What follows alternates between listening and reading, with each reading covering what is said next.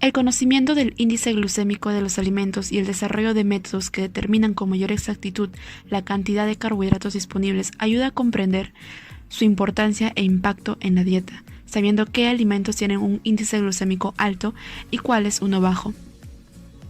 Además, se puede manejar con una dieta adecuada para evitar que grandes cargas de glucosa circulen en la sangre y así prevenir la aparición de enfermedades como la obesidad y la diabetes tipo 2. Entonces, para definir un poco qué es el índice glicémico, pues es la capacidad que tienen los alimentos de elevar los niveles de glucosa después de la ingesta de un alimento. Por otro lado, los alimentos y su índice glicémico se clasifican con base a cómo elevan la glucosa cuando se comparan con un carbohidrato de referencia, por ejemplo, la glucosa. Cabe mencionar también que el índice glicémico tiene ciertos valores de referencia y está dividido en 3 categorías. Un índice glucémico es alto cuando oscila de 70 a 100, medio cuando está entre 50 y 70 y bajo cuando se encuentra a menor de 50. Es decir que un alimento con un índice glicémico alto eleva la glucosa en la sangre más rápidamente que los alimentos con un índice glucémico medio o bajo. Si el índice glucémico es alto, como el puré de papas, la sandía o el arroz, la tasa de absorción del hidrato de carbono va a generar una respuesta glucémica alta. Al contrario, si el índice glucémico es bajo, es decir, menor a 50, como por ejemplo el garbanzo cocido, las lentejas cocidas, la pera o la quinoa, la tasa de absorción del carbohidrato generará una respuesta glucémica baja. Este método no solo es útil para personas con ciertas patologías como la diabetes, sino que también es una opción saludable para todos nosotros. El conocer y para realizar y llevar una alimentación saludable en base a la calidad. Que el índice glicémico mide la respuesta de la glucosa en la sangre a los carbohidratos. El índice glicémico también se va a utilizar principalmente en alimentos que contienen almidón como el pan, los granos, los cereales y los vegetales con almidón. Los alimentos como vegetales sin almidón, las grasas y las carnes no afectan el nivel de glucosa en sangre, por lo que no van a tener o presentar un índice glicémico. Como pueden ver, he publicado una lista de alimentos que contienen carbohidratos con su correspondiente a el nivel del índice glicémico. Solo he publicado algunas, pero si desean aquí está la referencia bibliográfica donde lo he obtenido. Y otro punto también que voy a mencionar es que cuando más cocido o procesado esté un alimento, mayor será su índice glicémico. De esta forma es un método y una herramienta útil en la selección de los alimentos protectores de enfermedades crónicas y además es considerado un indicador de calidad nutricional de la ingesta dietaria. Vamos a tomar como ejemplo para hallar el índice glicémico de una papilla de fruta fortificada con hierro hemínico, donde el área de la superficie de glucosa anhidra es de 3200 y los valores de glucosa posterior a la ingesta de la preparación son los siguientes: tiempos en minutos, que va de 0 a 15, 30, 60, 90 y 120, y con su correspondiente nivel de glucosa: 70, 85, 90, 84, 75 y 68. Como pueden ver, va disminuyendo por la presencia de la insulina, es decir que la glucosa se va normalizando. Este caso lo vamos a ver desarrollado a mayor detalle en la siguiente diapositiva. Desarrollo del cálculo del índice glucémico de un alimento. Lo primero que debemos hacer es plasmar los valores en un plano, donde Y vendría a ser el miligramo por decilitro y X el tiempo. Entonces, una vez distribuidos los datos, nos dice que el nivel de glucosa de 85 se distribuyó en un tiempo de 15 minutos, donde la primera figura que se va a formar es un triángulo. Tan solo vamos a hallar la base, la altura, y eso lo vamos a tener que dividir entre 2. La base en este caso vendría a ser 15 y la altura también vendría a ser 15. Tan solamente lo multiplicamos, lo dividimos entre 2 y nos va a hallar que el área 1 va a valer 112.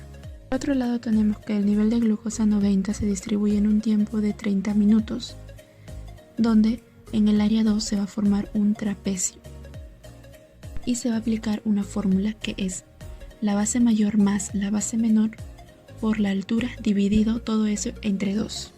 En este caso la base mayor vendría a ser 20 y la base menor vendría a ser 15.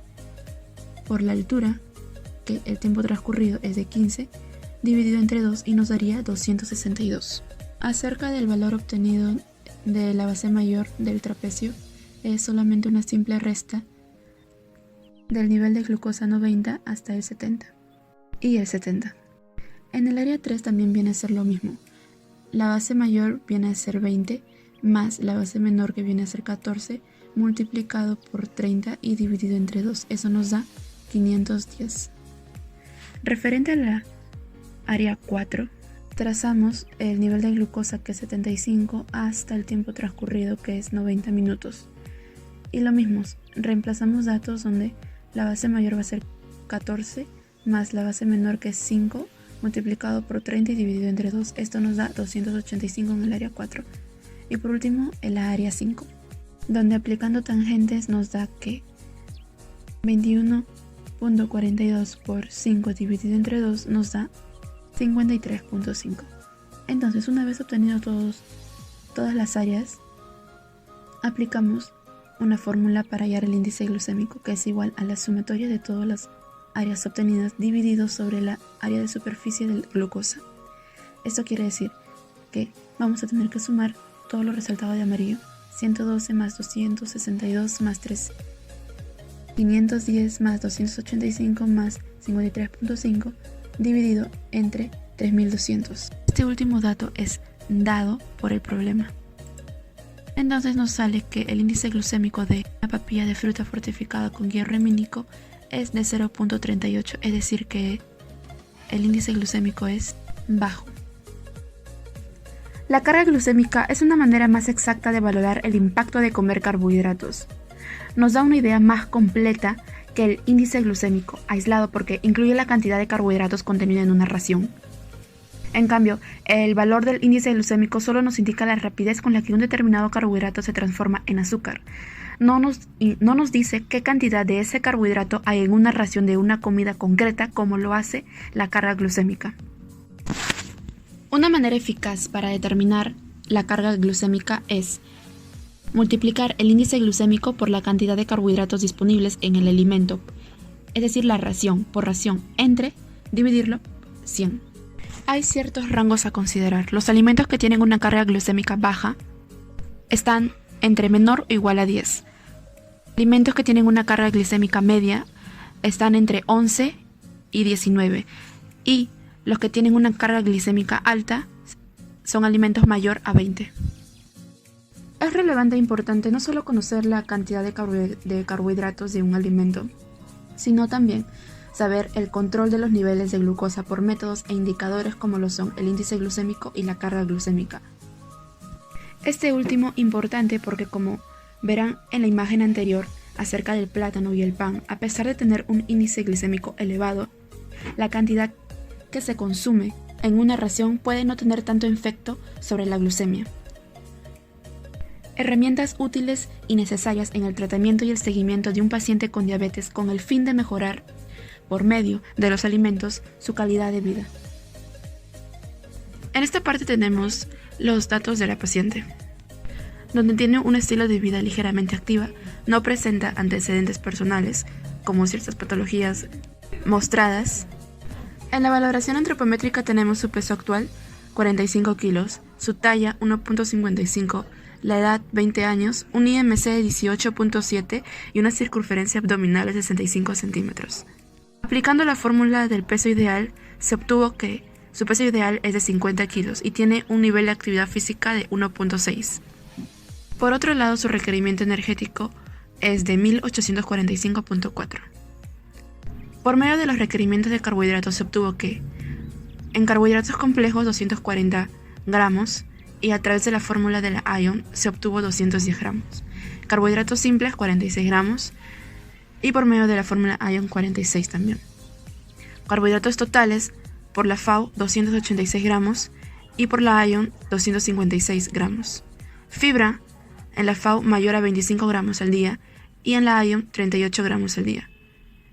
El diagnóstico nutricional de la paciente es que se encuentra con un IMC dentro del rango normal, pero por resultado del peso ideal es recomendable que por medio de una alimentación adecuada ganar un poco más de peso con el fin de evitar enfermedades y afecciones como anemia, desnutrición, entre otras patologías. De la ingesta alimentaria pues se tiene que en el desayuno tomo una taza de jugo de piña, un pan integral de palta más un huevo sancochado. En el refrigerio, en la media mañana, una manzana y una taza de uvas.